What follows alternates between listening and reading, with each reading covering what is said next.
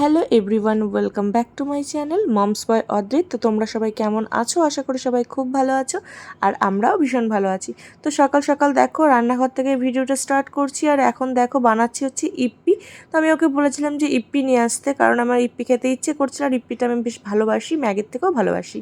তো সেই জন্য ভাবলাম যে আজকে সকালে তাহলে ইপ্পিটাই বানানো যাক।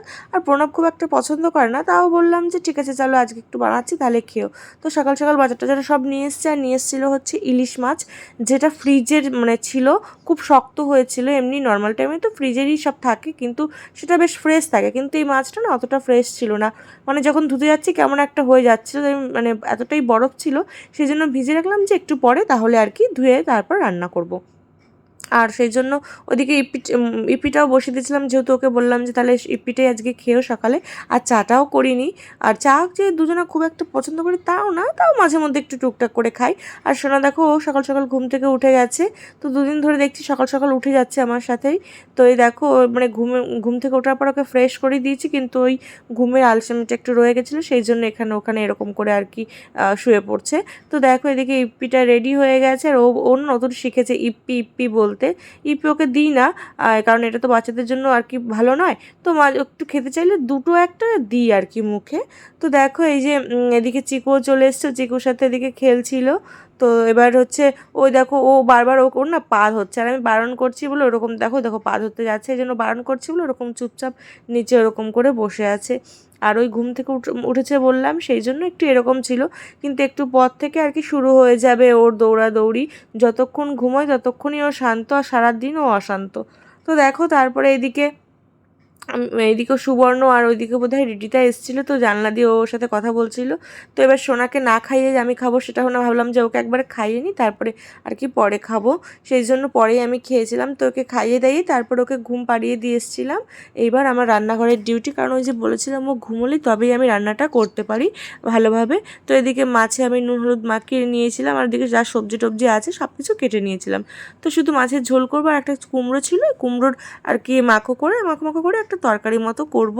তো দেখো ইলিশ মাছটা ভাজার পরেও অতটা ফ্রেশ ছিল না, এমনি টাইমে যেরকম হয়। তো তারপরে দেখো এদিকে আলু বেগুন যেটা আছে সেটা আর কি ভেজে নিচ্ছিলাম আমি।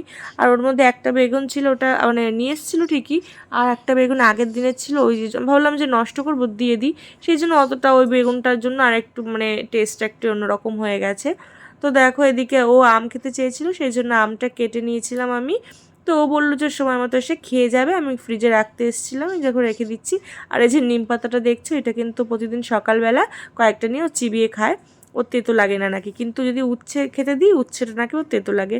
যাই হোক, শরীরের জন্য ভালো, খাওয়া উপকার। তো সকালে যখন স্নান করেছিলাম এই যে সব জামা কাপড় কেচে দিয়েছিলাম, তো সমস্ত কিছু নিয়ে এসেছি। তো সেই জন্য এগুলো এখন ভাঁজ টাজ করে রাখবো। আর এদিকে দেখো রান্না মোটামুটি কি হয়েই গেছে। ওদিকে ভাতটা ছিল, আর এদিকে দেখো আলু বেগুন দিয়ে ইলিশ মাছের ঝোল, আর এদিকে হচ্ছে কুমড়োর একটা তরকারি মতো হয়েছে। আর এদিকে দেখো মাও চলে এসছে, মানে মা এসেছিল ব্যাংকে। তো মায়ের একটা কাজ ছিল, সেই জন্য আমি মাকে বললাম যে তাহলে এসছো যখন এখান থেকে ঘুরেই যাও। তো মা আসতে চাইছিল না, যে রান্না টান্না করেছি কিনা আবার অসুবিধে হবে। আমি বললাম কোনো অসুবিধে নেই, সব কিছুই আছে, তো তুমি চলে এসো।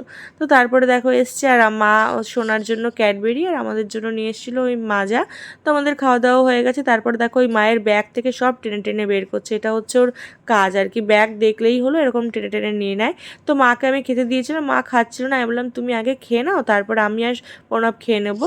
তো তাই জন্য মাকে খেতে দিয়েছি, তখন মা খেয়ে নিয়েছে। তারপর আর মানে ভিডিও করার টাইম পাইনি, কারণ ঘুমোতে ব্যস্ত ছিলাম।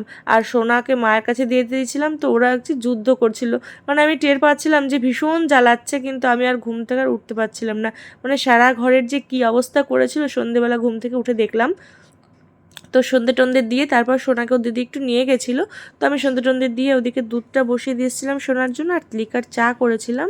আর হচ্ছে প্রণবকে বলেছিলাম সিঙ্গারা আনতে। তো দেখো এদিকে সিঙ্গারা দিয়ে চা আমরা খেয়ে নিয়েছিলাম। তারপর আমি সোনাকে নিয়ে এসেছিলাম, খাওয়াবো বলেও আসতেই চাইছিল না, ও খেলাতে ব্যস্ত ছিল, কিন্তু খাওয়ার টাইম হয়ে গেছে, সেই জন্য ওকে নিয়ে এসেছিলাম জোর করে। তো দেখো মায়ের সাথে একটু দুষ্টুমি করছে, আর এবার ওকে খাইয়ে দেবো। আর ওর সিঙ্গারা মানে ও সিঙ্গারা যখন খায় না, মাঝে মধ্যে হয়তো ওপর থেকে একটু ঝাল একটু মানে মানে ওকে খুঁটে দিলে ও বেশ পছন্দ করে দেখি, সেই জন্য একটা সিঙ্গারা রেখে দিয়েছিলাম যে একটুখানি দেবো, বাকিটা আমি পরে খেয়ে নেবো। কিন্তু প্রণব এসে ওটা খেয়ে নিয়েছে। ও আর কি মানে ভেবেছে যে ও প্রথমে একটা খেয়েছে, তো আমি দুটো করে খেয়েছি। ও ভেবেছে এটা হয়তো ওর জন্যই আছে, মানে ওরই ছিল, কিন্তু সোনাকে ভেবেছিলাম ওখান থেকে দেবো। তো যাই হোক ওটা খেয়ে নিয়েছে, সোনাকে আর খাওয়া হয়নি। তো দেখো এবার ওই রাত্র হয়ে গেছে 9টা সাড়ে 9টার মতো, এবার মা হচ্ছে বাড়ি যাবে, তাই প্রণব আর কি ওকে বললাম যে তুমি তাহলে দিয়ে এসো। তো দেখো এদিকে ও বাইক নিয়ে রেডি, আর এদিকে মা সোনাকে নিয়ে যাচ্ছে। ওকে রেখে কি আর যেতে মন চায়, অনেক কষ্টে যাচ্ছে আর কি। যখনই ওকে রেখে এরকম যাবে তখনই মায়ের চোখে জল থাকে। তো এরকমই বোধহয় হয় দিদারা। তো এবার দেখো ও ভাবছে যে ওর পাপ্পা কোথায় যাচ্ছে, প্রতিদিন যাওয়ার সময় এরকম করে।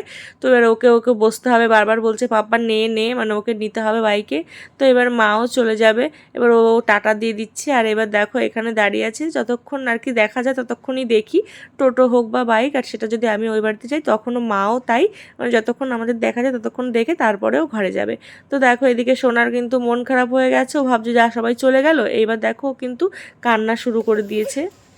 তো ঘরে গিয়েও নাকি কিন্তু এরকম একটু করছিল, তারপরে আবার মা ভিডিও কল করলো, তারপরে আস্তে আস্তে কিন্তু শান্ত হয়েছে।